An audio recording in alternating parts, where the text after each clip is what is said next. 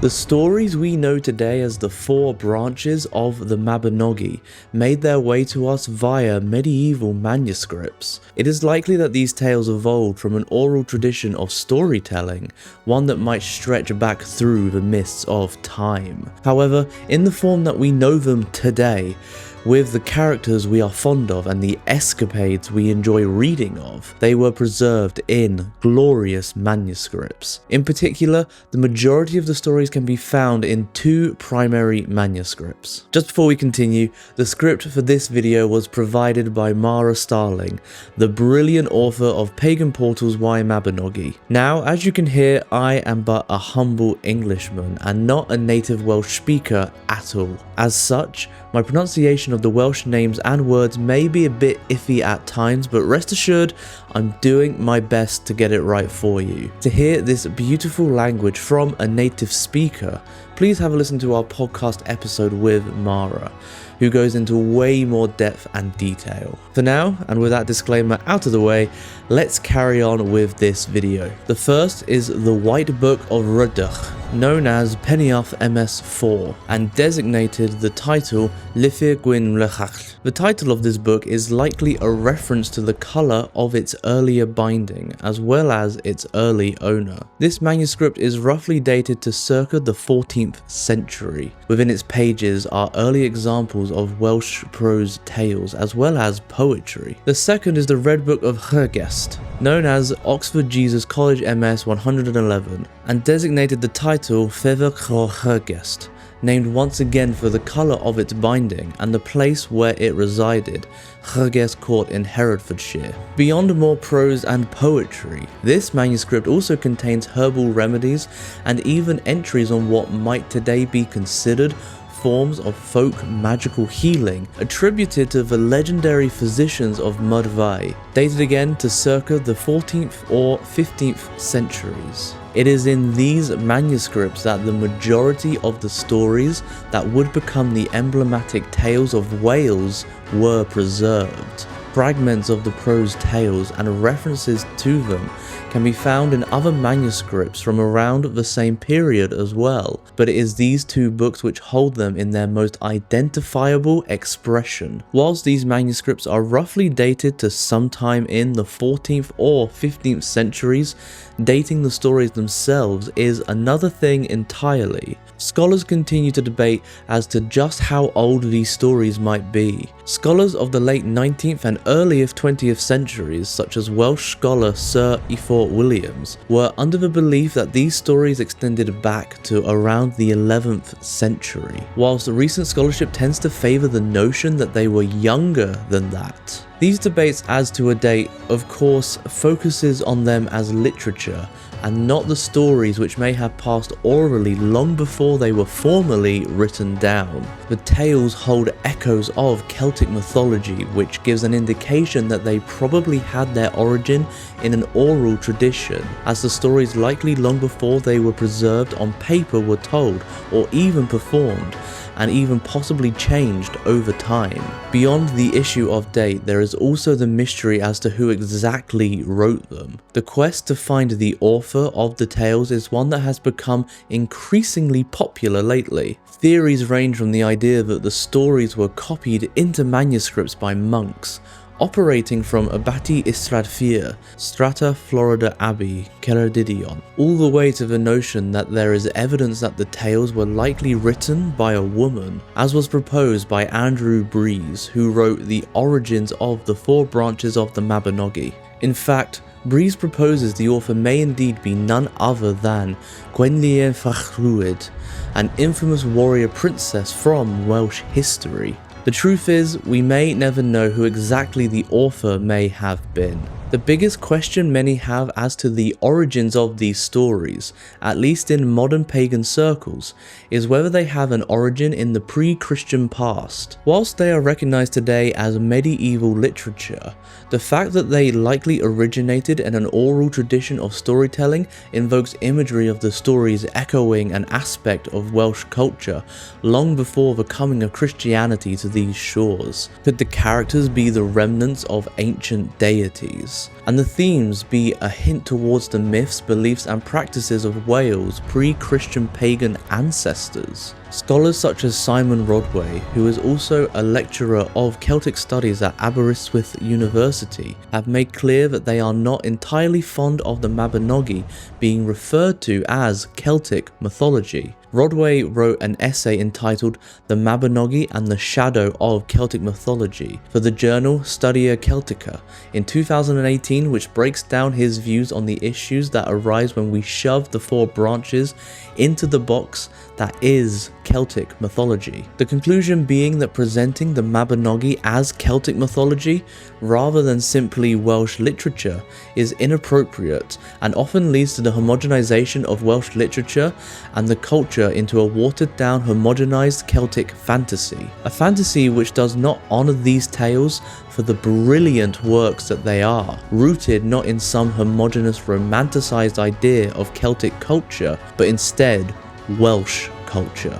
Whilst many scholars today may shy away from considering that the Mabinogi may teach us anything of Wales' pre-Christian past, the truth is we simply do not know how much of an influence ancient mythology may have had on the tales. It is generally accepted that these tales were part of the oral storytelling culture of Wales long before they were written down. However, the question of exactly how far into the past that oral storytelling might stretch is complex and near impossible to answer. There are certainly hints towards pre-Christian beliefs and themes throughout the stories. For example, some character names are cognate with older pre-Christian deities, the most obvious being Mabon and Madron, who share a cognate name with Maples and Matrona, deities associated with parts of northern Britain and Gaul. Beyond this, there are also certain elements such as the otherworld and the prevalence of shape-shifting and magic, which likely hold an echo of a pre-Christian belief system. Even Simon Rodway, who, as we saw, tends to disapprove of referring to the Mabinogi as Celtic mythology, concedes that there are certainly fragments or echoes of older mythology present in these stories, however faint. One thing is certain, whilst these prose stories may hold countless mysteries that will undoubtedly be debated and discussed for many moons to come, they are now part and package of the cultural identity of Wales. We hold these stories as an emblem of our storytelling nature and our fantastical perspective on life. They are not stories set once upon a time in a place far, far away, but instead stories that are rooted in locality and continue to inspire the Welsh culture and people. Beyond that, they have since expanded beyond the confines of Wales into the greater world. Today, people from all over the planet turn to these stories to inspire, inform and enchant. Scholars who adore digging into medieval history and literature, fiction authors who draw inspiration from the style and flow of these stories, and even modern day pagans who turn to these works as mythology to fuel their beliefs and practices. There has not been a time when interest in why Mabinogi was greater. Year after year, new books, adaptations, artworks and more seem to manifest themselves into reality, all on the topic of these Welsh stories. It is especially heartwarming when one considers that interest in why Mabinogi outside of the Welsh-speaking world only really began to pick up from the 18th century onwards. For the longest time, these stories were seen as purely fanciful yet fabulous stories, worthless to anyone but children. Before the 18th century, scholars tended to believe that the only worthwhile contribution the Welsh had to the world in the guise of literature were Trio Ynys Prydain, the triads of the island of Britain, a group of fragmented texts which preserve elements of Welsh lore and history. It was only with the rise of the Romantic revival that interest in the prose tales such as Y Mabinogi began to take hold.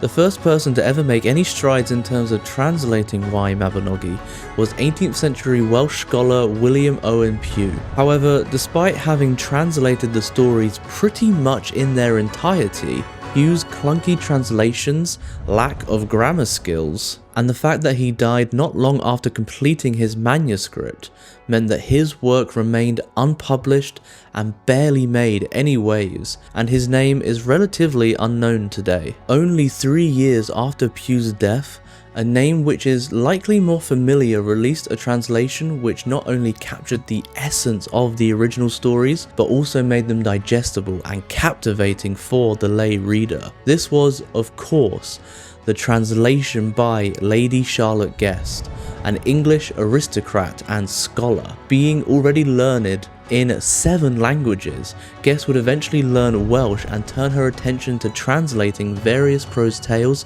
found in medieval Welsh manuscripts. Lady Charlotte Guest's translation of the 4 branches and further prose and folk tales is still readily available today and is likely the version most are familiar with, as it is accessible and often free due to it being in the public domain. Since Guest's version, however, the 4 branches have been translated by various scholars and storytellers alike. They have been translated into various languages, including French, German, and many more. To this day, new translations appear frequently, and beyond that, adaptations, new interpretations, theatrical performances, songs, art, and more continues to be made based on White Mabinogi. These stories grip us, and they continue to survive and thrive.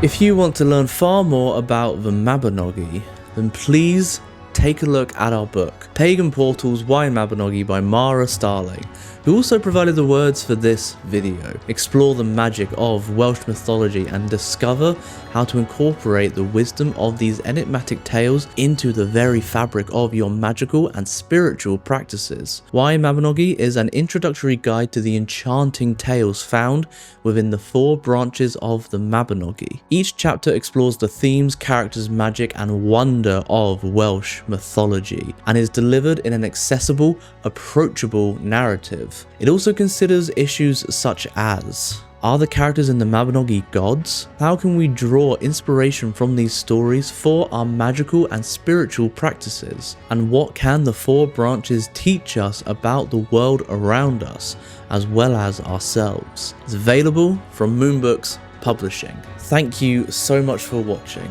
A special thank you to our members. You too can become a member and gain early access to videos just like this one, as well as the Pagan Portal podcast. Hit the join button for more information. Subscribe for weekly videos, ring the bell for notifications of when we post, and we will see you next time.